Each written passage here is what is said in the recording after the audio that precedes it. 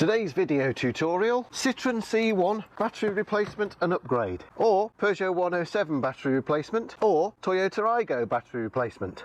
Whichever of the Citroen C1, Peugeot 107, Toyota Aygo triplets you happen to have, as they are all the same car essentially. For the last 2 years I've been testing the battery in my Citroen C1 with my Topdon BT100 battery tester.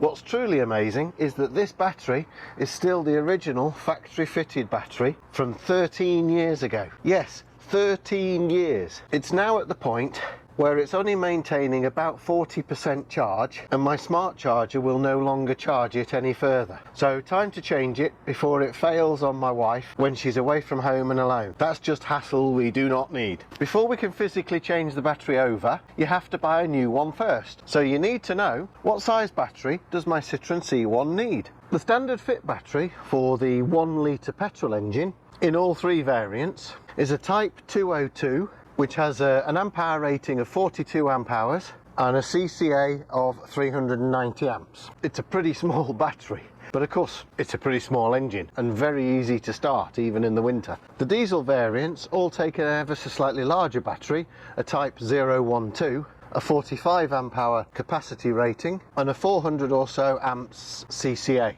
CCA, by the way, equals cold cranking amps. It's an industry method of measuring the capability of the battery to perform an engine start under very cold conditions. The battery tray is capable of taking an even larger battery, which on the tray is marked diesel cold. My interpretation of that is that this is for diesel engines that go to particularly cold climates. The battery tray is therefore capable of taking a battery type 027, which you can get in 50 amp hour ratings and 450 and more CCA. So I'm fitting an 027, and this one has a 56 amp hour rating and 480 amps CCA. So this battery is a substantial upgrade on the standard factory fit battery. The main reason I'm doing that is because the car gets used a lot less now, doesn't get used on a daily commute anymore, and it does sometimes spend a few days at a time sat on the drive. Before removing the old battery, lift away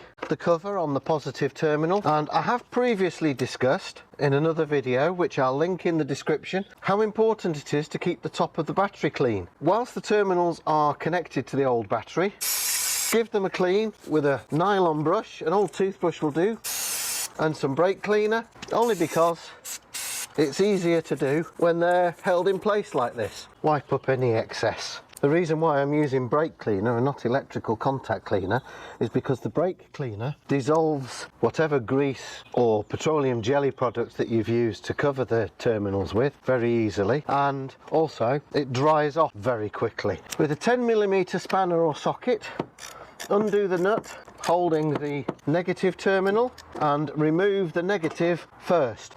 Always remove the negative first. I hadn't realised just how close this positive terminal clamp is to the fuse box, so you will find that you will need to use a spanner to undo this.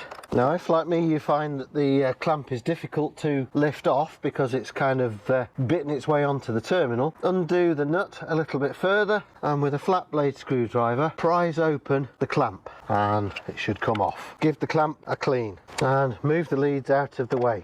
The positive you can put up the other side of the aircon pipe, and the negative you can push down to the side of the headlight. If you look down the front side of the battery, you'll see the screw that holds the battery clamp in place. A dose of penetrating oil is a good idea. Maybe do that the night before you do this job. And then undo that screw with a 12mm socket on an extension. Don't be surprised if this is stiff to undo. If like ours it's been there 13 years, the other end of the bolt is bound to be rusty. Try not to lose the screw into the depth, so I'm going to go in with my right hand kind of from behind and pick it up with 2 fingers. Or of course use a magnetic pickup tool. The battery clamp is quite conveniently designed with a little finger tab on the right hand end. So lift away the clamp. And the old battery can now be lifted out.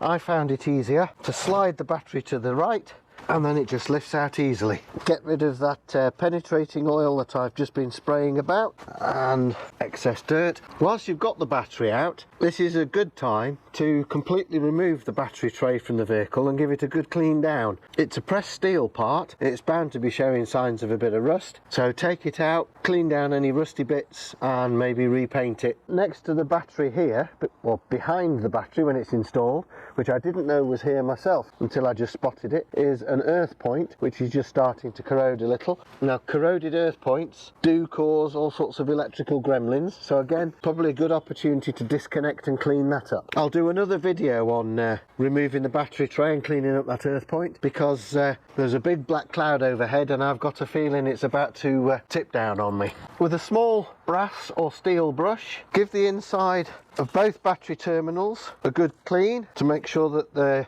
battery terminal metal makes good contact with the battery terminal. Use a battery terminal brush if you've got one.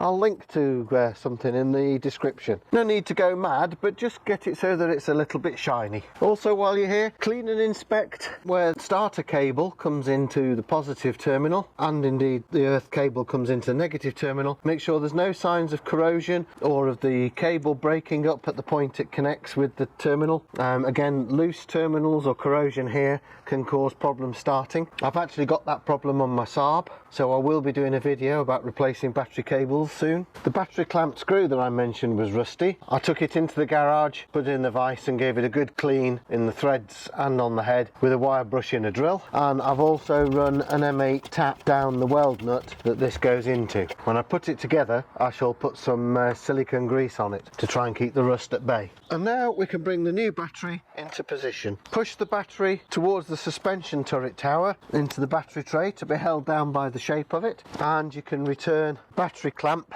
to position, followed by the battery clamp screw. Yes, it's a little awkward. You could get it in with your magnetic pickup tool, but once you've dropped it through the clamp, get your socket on it, push it into the hole. As you can see, it's now screwing in a lot easier than it screwed out now that it's had a good clean. Notice how the battery clamp goes into position. The front bent up lip of the battery clamp fits inside the bent up lip of the battery tray, so that when you tighten the screw down, the rear lip of the battery clamp clamps onto the lip on the bottom of the battery. If your battery remains loose in its position, that would be an MOT failure. If your battery came with protective caps over the terminals, don't forget to remove them. Yes, I actually have come across instances where people have fitted a new battery and forgotten to remove these, and then of course they wonder why when they try to start the car it's completely dead. It's hard not to laugh and think that's a bit funny, but it's easily done. With your small wire brush or your terminal cleaner, just give the lead terminals a quick once over just to make sure they're clean and shiny. Also, just make sure that the top surface of your new battery is also clean. Reconnect the positive first. Now, you'll remember we disconnected the negative first, but you always reconnect the negative last. Push the clamp down onto the terminal as far as it will go. Tighten up the screw with your spanner. No need to go mad, but tighten it up far enough so that it cannot slip off the terminal. Do the same with the negative terminal. Because of the shape of the negative clamp, I actually found it a lot easier to use a socket than using the spanner. But again, the same technique. Protect the terminals with some silicone grease, or you can actually buy battery terminal grease.